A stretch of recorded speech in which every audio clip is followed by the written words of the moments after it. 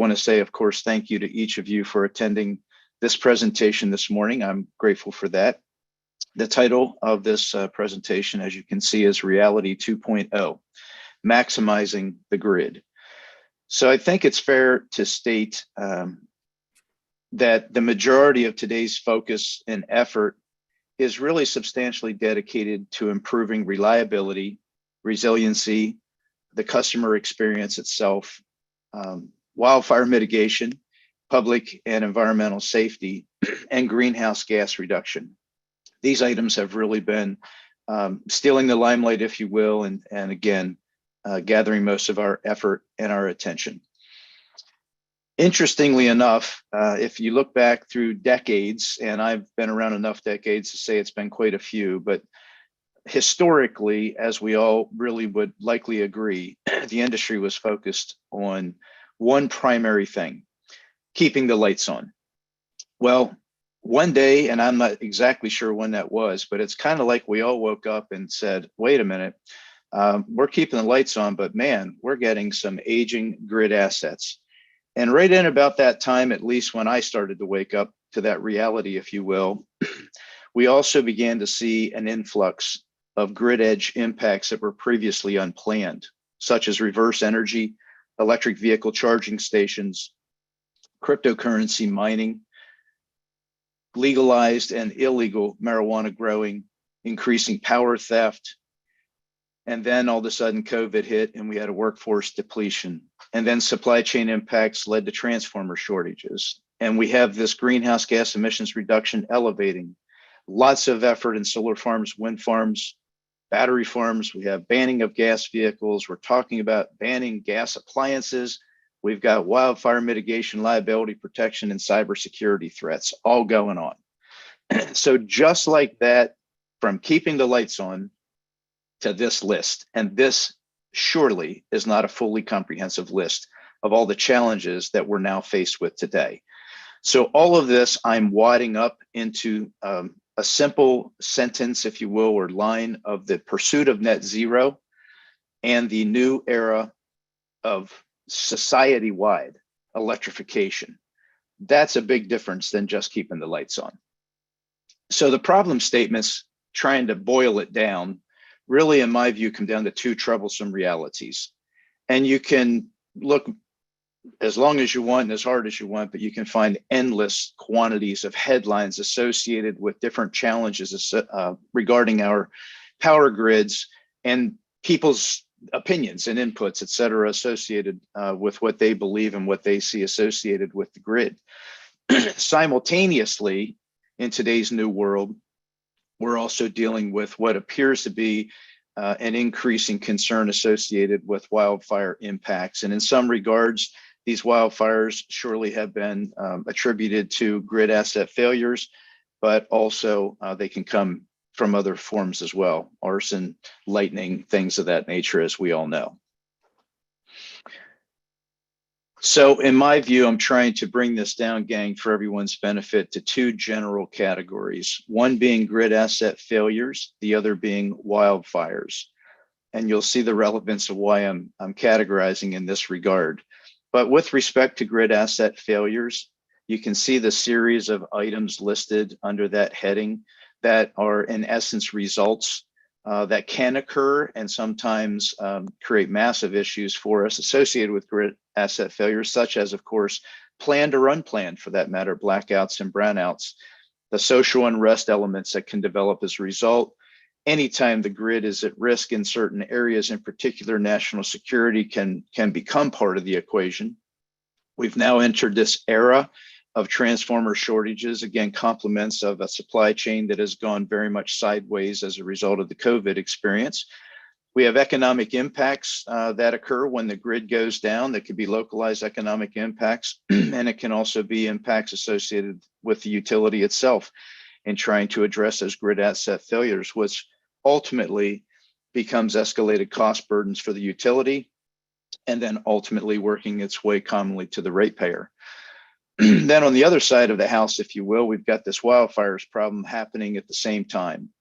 We've got substantial greenhouse gas emissions being emitted on an annual basis by wildfires We obviously experience significant environmental damage at times from these events.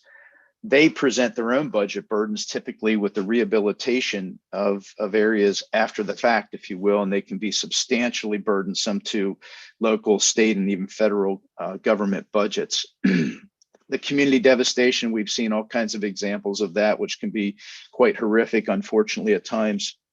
There's certainly wildfires present military and public safety threats. And then corporate liability risk, which is something that we unfortunately witnessed a few years ago when the corporate veil was really pierced through the result of a substantial wildfire event. So why am I here today? Because I'm interested in trying to make you folks aware of one technology. This one technology created by our company is known as Grid-Wide Fire Spy, but we're going to touch on a few things before we get to the punchline per se of today's message. But this one technology is designed deliberately to be fast to deploy. It is designed to be extremely versatile enough to directly or indirectly address each one of these white messages that are indicated on the screen currently.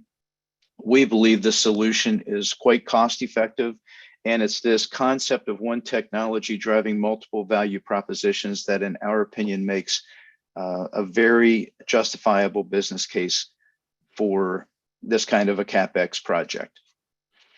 So let's talk about the foundation of this technology. Advanced transformer infrastructure is a technology that is now time proven and field proven for a decade. The design of advanced transformer, or the intention, I should say, of advanced transformer infrastructure is to improve reliability. It is to facilitate safe and effective integration of DER and electric vehicle charging stations. It is designed to offer an element of fire mitigation, which I'll touch on shortly. It is designed to deliver simultaneously outage notification and voltage optimization for energy efficiency and cost reduction capability. So this is a technology, introduced that is deployed on transformers. They can be overhead, pad mount, submersible, or vault, whether they be single phase or polyphase transformers. It doesn't matter. We've got the sensing capability to handle both classes, if you will. Each of these fast to install devices drive encrypted data. Typically cellular is the backhaul, but sometimes it can be RF mesh. Drives that information, again, in encrypted fashion and a secure fashion back to a secure data warehouse. And that information being taken from the grid is then made available to utility operators into their existing operating platforms, seamlessly interfaced, if you will, via API.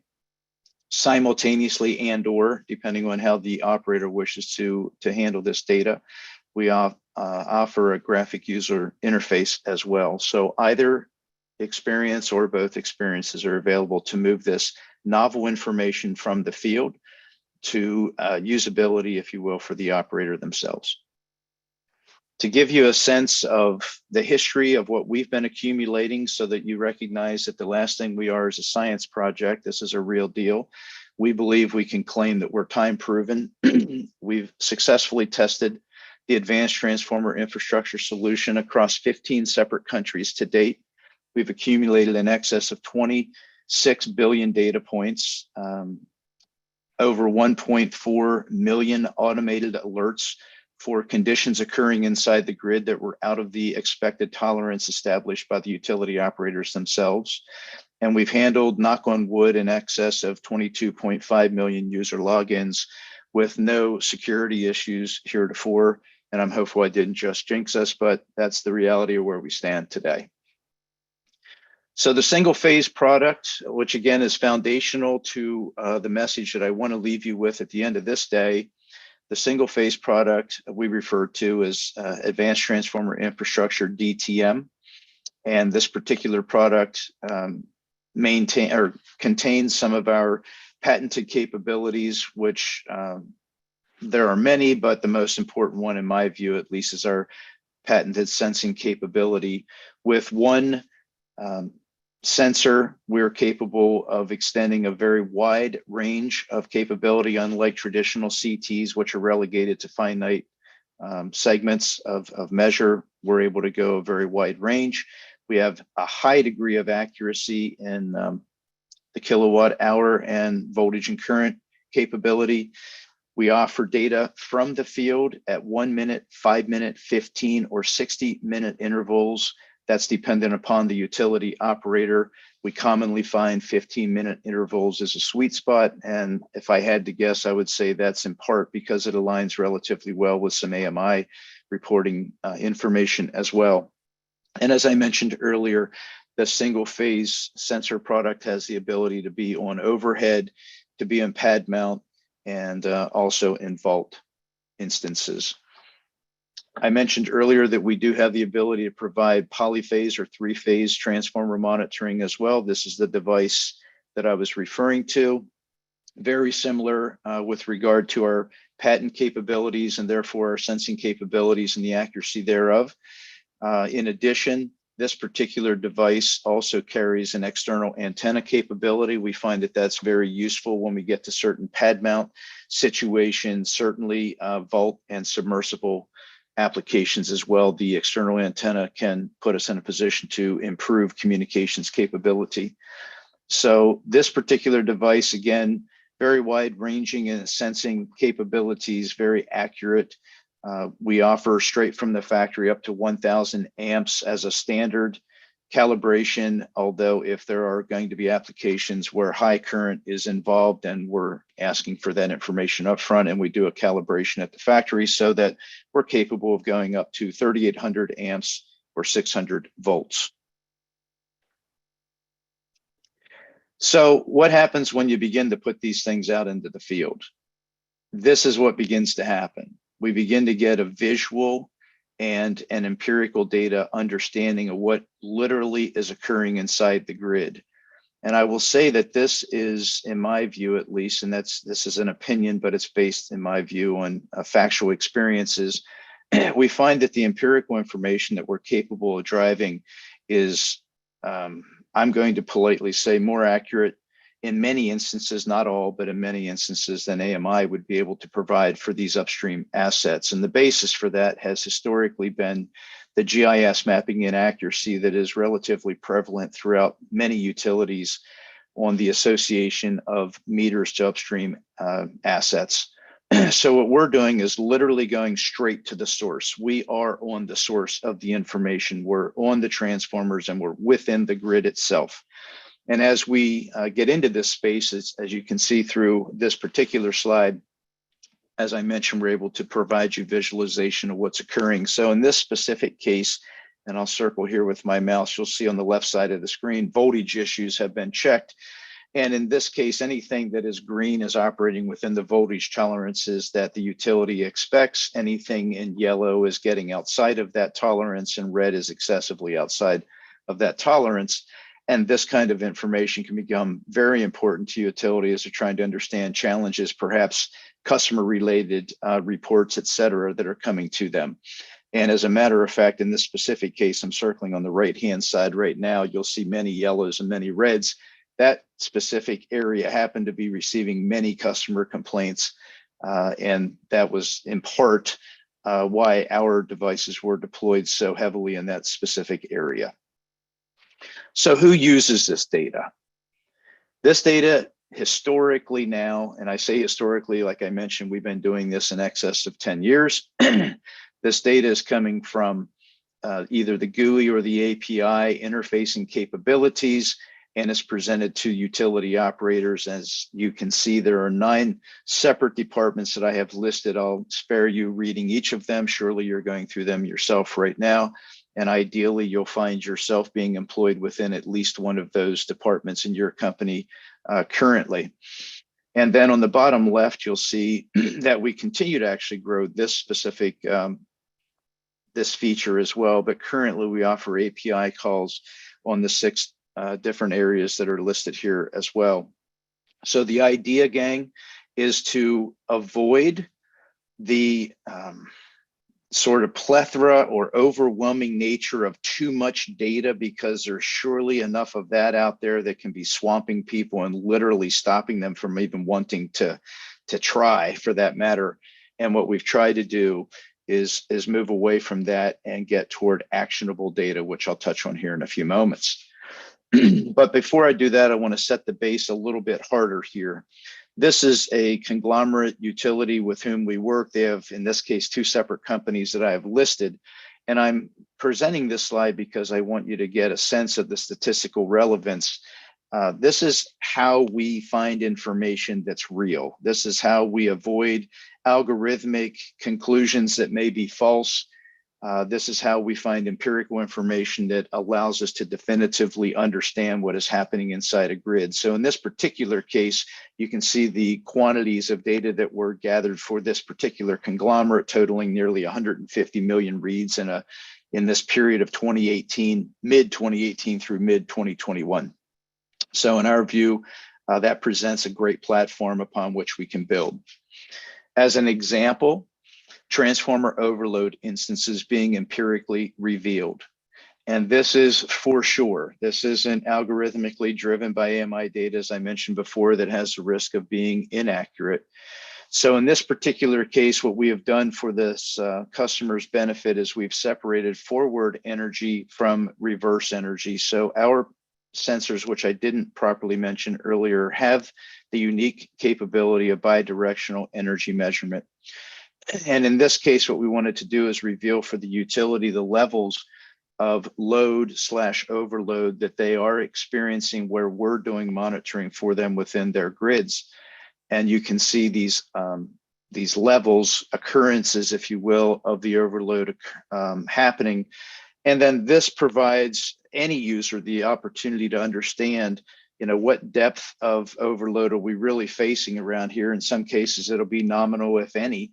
I've seen that quite often actually in Canada, where transformers are substantially sized, a bit greater than they appear to be commonly in the United States. But in the US, we do run into overload happening on a more frequent basis. And that goes right back to the evolution of grid edge impacts coming from rooftop solar, coming from EV charging stations, cryptocurrency mining, marijuana production, things of that nature, are all bringing previously unplanned load impact to the aging transformer assets.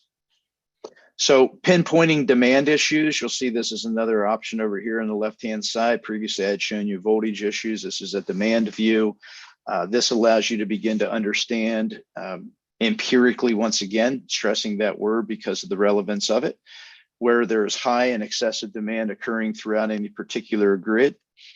We can drill in on those individual instances and begin to understand what's really occurring. So here is an example of a 25 kVA transformer that is dealing with nearly 53 kVA load.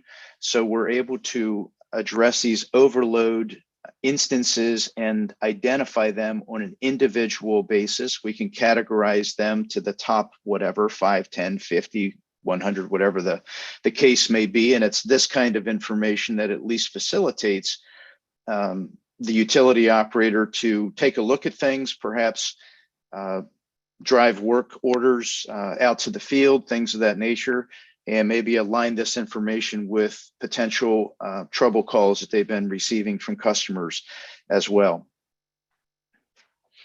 So taking this overload situation a little bit farther and not intending to beat it up, but really intending to surface it, because we are dealing with aging assets. We are dealing with substantial unplanned, at least previously unplanned load, and therefore we need to pay attention. Then we go ahead and roll in what appears to be this transformer shortage scenario unfolding, and the whole matter becomes even more important. So using our empirical data, gang, we have the opportunity to illustrate visually the types of loading and the levels of loading. As you can see in this particular case, we have a transformer that on a routine basis is going into over 150% of its rated capacity. In the old days, we used to say, just run it till it dies. Don't worry about it. We'll replace it. Some of these transformers take a lot of abuse. All that was true. That was then, this is now. We've got a higher level of reliability interest coming from customers. We've got a higher level of electricity reliability dependence in society, and we've got an awful lot more of previously unplanned grid edge impacts striking these aging assets. So this kind of visibility, in our opinion, is bringing great value, and we hope ultimately you may agree as well. So in this case, you can see that we do have the forward overload, and there's actually reverse overload occurring on this transformer, which is the area going below this axis. We'll get that a little bit more here in a second. So reverse energy. One of the other items that we allow you to do, I'm going down my little pick list on the left-hand side, is this reverse energy. Anything that's indicated with purple, in this case, there was reverse energy detected within the last 24 hours, and then very intuitively you can pick up yellow and red, high and excessive reverse energy coming into various transformers. Again, just providing appropriate proactive awareness for the utility operator. Similar to what I had shown you previously with forward load, if you will, just overload situations in general. Here's an example of reverse overload. Again, another 25 kVA. Again, another case of over 56 kVA reverse hitting this particular transformer. Similar to what I had shown you before, we're able again to itemize and categorize the in ascending or descending order, for that matter, the transformers that are experiencing these massive levels of reverse overload in this particular case. And this is a sense of what reverse overload begins to look like. So I've got both reverse and net load on this particular one demonstrated, but the purple really is the reverse overload that we're experiencing, and our ability again to graphically allow you to visualize this. But you'll see substantial reverse overload impact coming in this case, well over 150% on a routine basis. So in some regards, and I would say we don't know what we don't know. We're learning as we go as well through this era of everything that is unfolding around all of us. One of the beautiful things of our company is we're literally learning with our customers with the information that we're making available to them. And this is an example of us being able now to provide the utility operators with an understanding of how much reverse energy is striking their grid, when it's happening, things of that nature, so that they can take whatever necessary planning and hopefully proactive actions to try to make sure that they don't have problems from an overload perspective. Another angle that we're learning as we go through this learning curve together is this ability to leverage the data in various ways. And I believe one of those important ways will be, and this is relative to even one of the presentations that's going to follow me today with regard to battery storage. It is our opinion that we have the ability to allow operators to appropriately visualize where they have substantial impacts of reverse energy entering into the grid. So these areas indeed might be opportunities for battery replacement projects to be undertaken.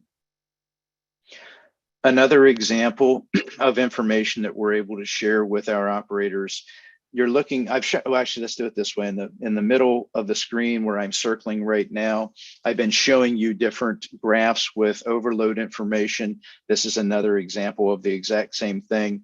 Above that, directly above that, is our ability to begin to show transformer temperature related impacts that are occurring.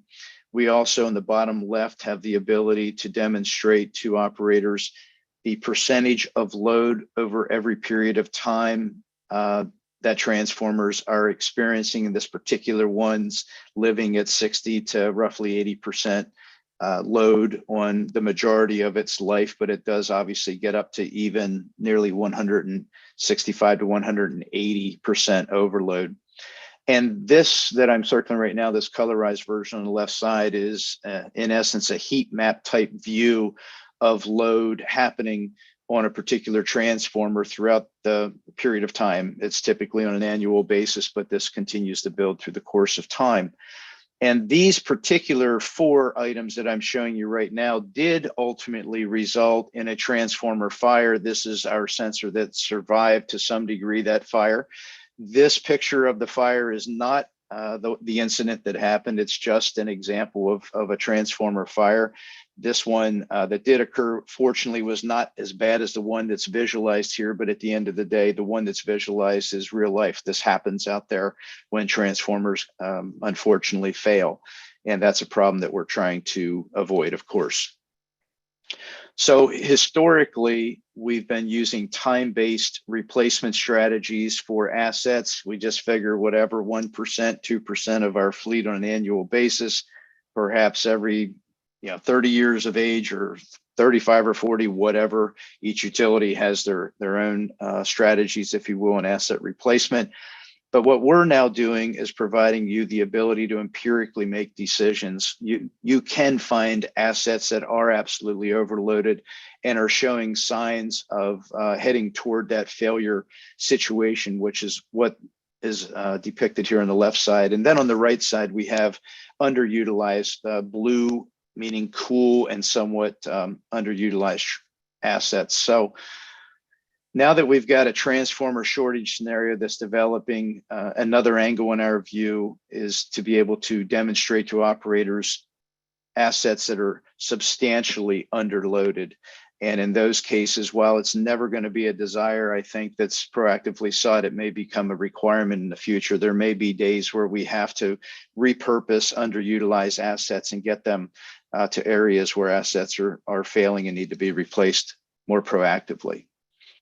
This is an example of voltage data that we're able to reveal for operators based primarily on FERC standards, whether that be low or high voltage instances. We have the ability now to identify for utility operators the numbers of exceptions that are happening at the different levels, and we can drill in on those things by feeder, and we can actually go all the way down to even transformer level and reveal to utility operators where they are having either excessive or low voltage instances occurring. Typically, going back to trouble calls being an indicative way in the past, now we can empirically get you there. And then I've also included an example of tap settings validation, where we'll find instances that as a result of an improper tap setting, we'll have transformers that are operating outside of the normal tolerance of all the other transformers that are located on the same feeder. So our job, obviously, in this case, is to show you the outliers. We also have the ability, as I mentioned earlier, to provide outage notification to a pinpointed perspective. So when a transformer experiences an outage, our devices have supercap capability, therefore storing enough energy to be able to get a last gasp outage notification out to operators to allow them to know where to dispatch the truck, as opposed to sending a truck out with the spotlight and trying to figure it out in the middle of the night. Ideally, we can get linemen in this case, out to the location more quickly and therefore get restoration achieved more quickly as well.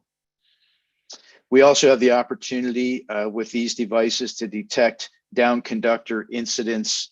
I'll shift right over to this with the sake of time involved here, where we did have a primary side conductor dislodge. We're on the secondary side, as you may have gathered by looking at many of the graphics I've shown you here today. But being on the secondary side, we had the ability to document massive voltage dropouts on 2 of 3 phases. At that time, a couple of years ago, we did not realize that we had this capability to recognize this on the primary side, and that has turned into a new approach for us on alerts being driven to our operators to get them on the case more quickly. This turned out to be between 3 and 3:15 a.m. Nobody saw it. Turned into be a wildfire situation, and ultimately 8 hours later, the fire department contacted the utility to advise them that a conductor was on the ground. We now have the ability to get utilities more quickly on the case. So coming near the end, we've taken this advanced transformer infrastructure technology that, again, is time tested, field tested, proven for a decade. And we've added some additional capabilities, which I'll show you here in a moment. This happens to be one of many different field test situations that we've done. This one, as you can see, was in Hawaii back in 2021. The one that's pictured on the left side of the screen was in Ventura, California, back on September 6th of last year, 2022. And gang, what we've really done is taken the advanced transformer infrastructure chassis, technology chassis, and we've added on to it infrared sensing so that we can pick up on the ground flames, heat sensing, if you will, indicative of flames. We now have also on board a smoke and gas sensor. We also have on board a humidity sensor, and we also have on board an ambient temp sensor. And each of these elements, in one or all, can be indicative of what can be a wildfire entering an area, and it's our interest to help identify those things more quickly. And by doing so with early detection, we believe we can keep fires smaller, and we actually believe we can prevent certain fires with some of the information that we're able to share about transformers and intragrid conditions, as I displayed earlier. So we're really now with grid-wide Fire Spy bringing a unique frontline deployment. When I say frontline, I'm talking about right where we all live, sleep, work, play, where we all are every day, where all of the important assets, human capital, institutions, our economies, et cetera, all reside in the distribution space. And we're trying to now leverage overhead transformers to prevent some of these devastation scenarios like we've unfortunately witnessed over the last several years. So we're providing a 24/7, 365 hands-free monitoring of the local environmental and atmospheric conditions in addition to the grid conditions. So when we bring together all of the value propositions and all the capabilities, if you will, of the grid-wide Fire Spy technology, which is an extension of our legacy advanced transformer infrastructure technology, we can boil it down to this group of value propositions, from early fire detection, automated alert capabilities, prevention, situational awareness. I won't go through them all, but you can get a sense here as you're buzzing through them. But our purpose is to facilitate fire mitigation simultaneously with public safety improvement, shareholder value, corporate risk protection, and revenue growth through CapEx projects that are justifiable for the utility operators.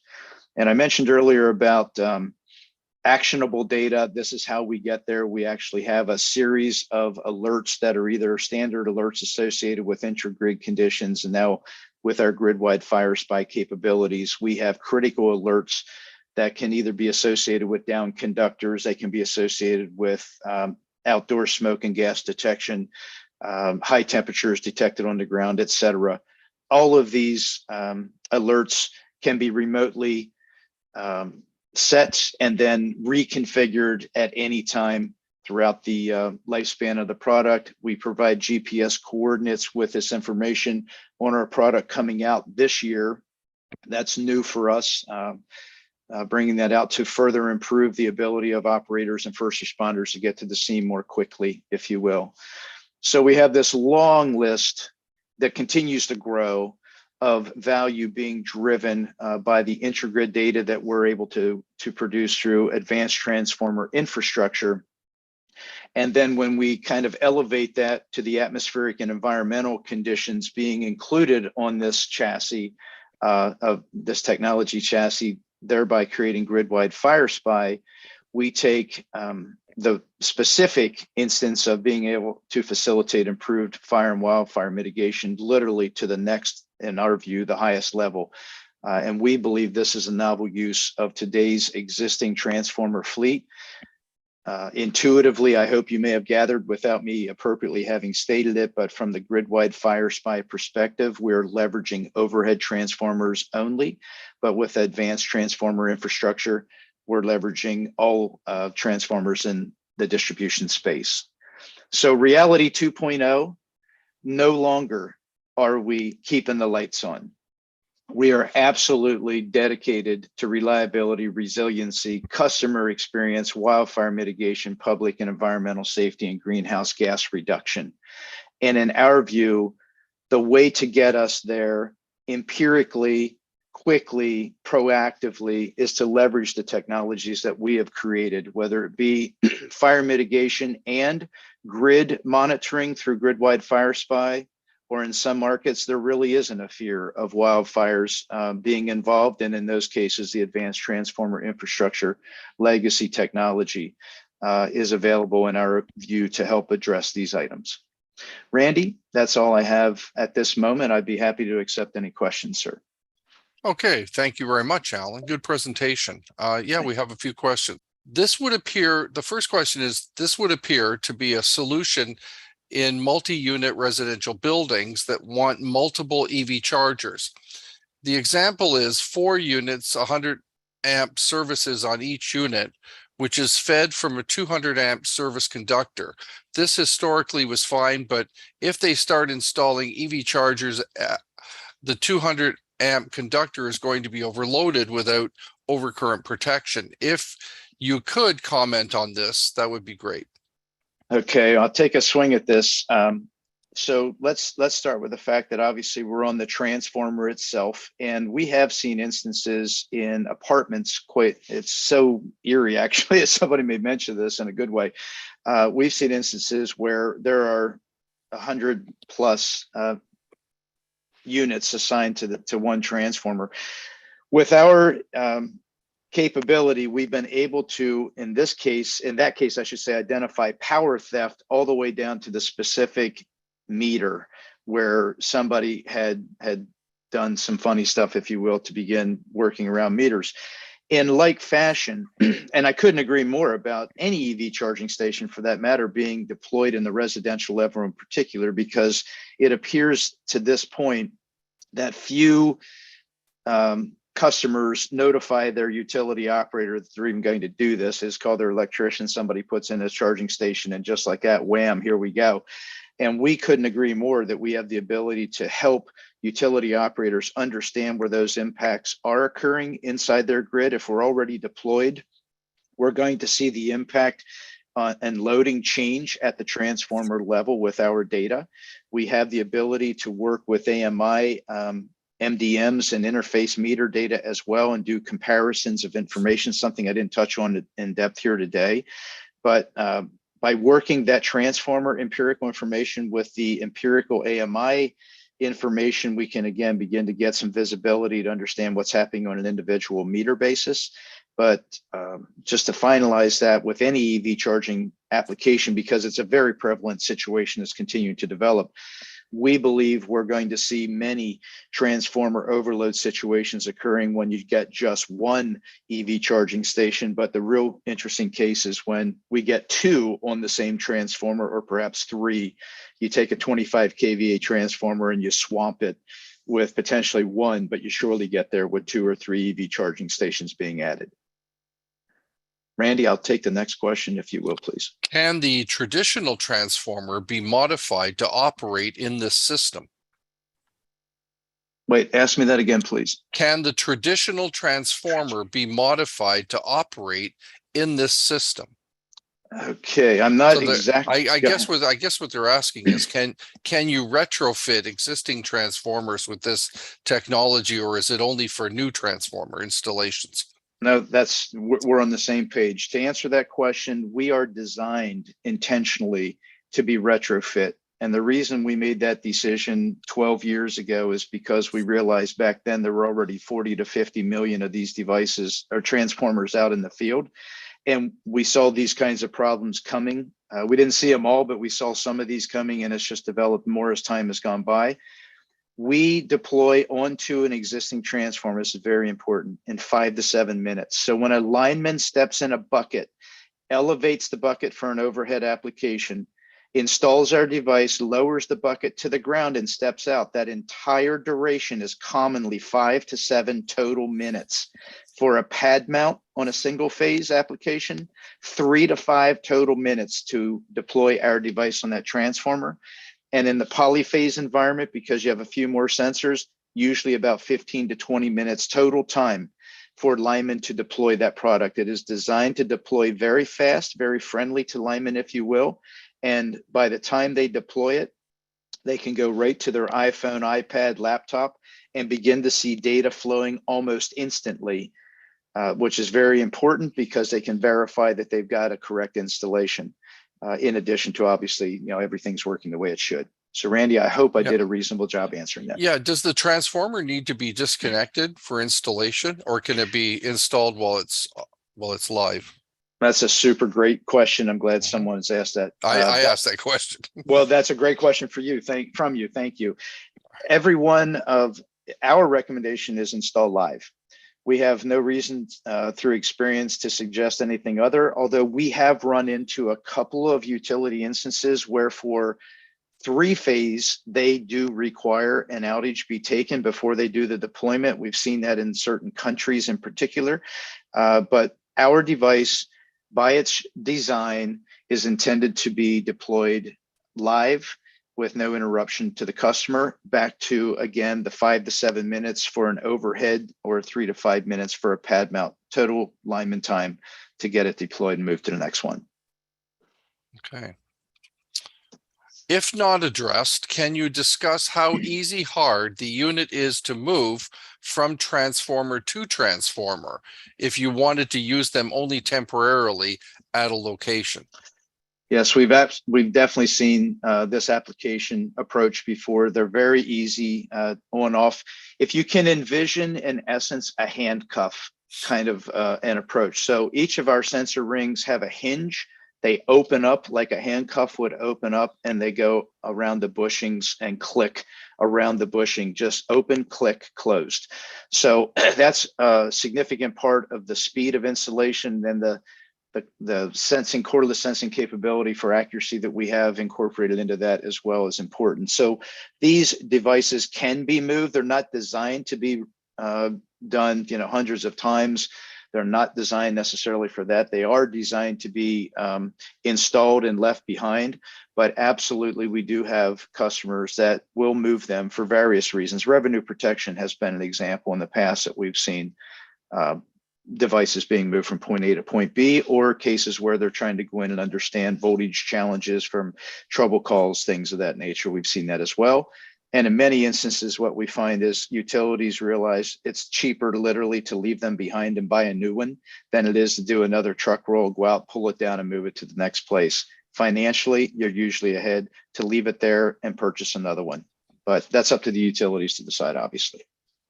Okay, the next question is about the communication network. What type of communication is used, and is there a range for it?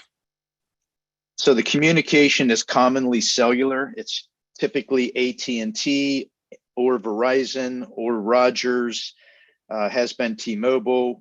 We now have FirstNet capability for the grid-wide fire spy solution. So we're capitalizing obviously on the ubiquitous nature of cellular. We have also in our past done some RF integration as well. So it's not our desired path, but it's there are instances where customers may wish to leverage their existing AMI or RF. And as long as a commercial justification is present, we can entertain those conversations. But again, baseline, we're typically driving off a cellular backhaul. What happens when your distribution transformers are in a rural area, mountainous area, and there is no cell service? Well, if there is no cell service, literally, I don't want to live there. Or poor cell service. Yeah, I don't want to live there. There's lots of rural locations with poor cell service. I agree. And another feature that we built in. So there are certainly instances, and I would say, a small percentage at best that we're talking about, but it's real. And in that instance, what we have done is we have built onboard storage capability for our devices. So as long as the device remains powered, even if the cell network goes in and out, when the cell network goes out, we're still gathering all that information. We have the ability to store up to 30 days worth of data in each one of these sensors. Now, I hope that the cell network isn't out for 30 days, but we can hold that much information. When the network comes back up, our devices catch up, bringing all that information back up to the head end at that time. So we have seen instances where cellular may drop out for minutes or an hour or even 3 hours or so. That's possible. We have seen it where it's dropped out for days. Over a decade now, we've seen those instances, but that's what our store and forward feature really is all about. Store the information and forward it up when the cellular connection comes back up. What voltage levels range do you accommodate? What voltage level range do you accommodate to connect the voltage terminals? So we're up to 600 volts is our limit at this time, 3,800 amps or 600 volts on our polyphase, and we're at 240. That's a 120, 240 for the single phase. Okay. Do the modules power off of the system through their CTs, or are they battery powered, or both? Actually, neither. So what we have are, and you don't see them on these renditions that I have illustrated right here, there are actually there's actually a voltage cable for each sensor. So if it's a single phase, we have one voltage,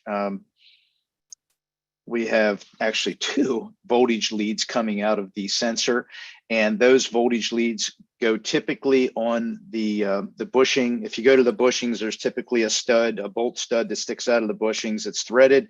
We have eyelets on the end of the voltage leads. They go right over those bolts, and a nut gets driven straight on there. And that's the longest amount of time to do an install is the voltage lead getting connected with a nut onto the stud of a bushing. So the voltage leads themselves are harvesting power off the transformer, typically around 3 to 3.5 watts of power off of the transformer to power the devices through the voltage leads. Okay. Here's a good question. How much money would it cost for an electric utility to deploy all the required infrastructure? It's going to come down to the utility, right? Yeah. So here's what I would say. So 40 million units. Well, yeah, well, that's a big number, 40 million. Okay, so a lot of utilities, I mean, do they have to, the question, a more precise question is, does a utility have to deploy units on every single distribution transformer, or can they rationalize or prioritize where they locate these monitoring devices? They absolutely can prioritize and rationalize at whatever level of penetration they wish to do. It can be, 25 or 50, or it can be 20,000 or 50,000 or hundreds of thousands. It doesn't matter. It's going to come down to, in our view, the business case justification associated or aligned with the challenges and needs and interests of the utility itself. So we typically find this to be a very cost-effective scenario with grid-wide fire spy in particular, leveraging the overhead transformers with the combination of grid monitoring and atmospheric and environmental monitoring. Anywhere from 25% of the overhead transformers being leveraged can be somewhere around 90 cents to $1 per month per customer, up to 100% of the overhead transformers being leveraged with grid-wide fire spy can be up around $3.75 to $4 per month per customer, and everything in the middle. So that's 25% up to 100%. I've just given an example, right? And then everything's a derivation, if you will, between those two examples I've given. Okay, great. Good answer. Okay, that's it for questions. Thank you very much, Alan, for the excellent presentation.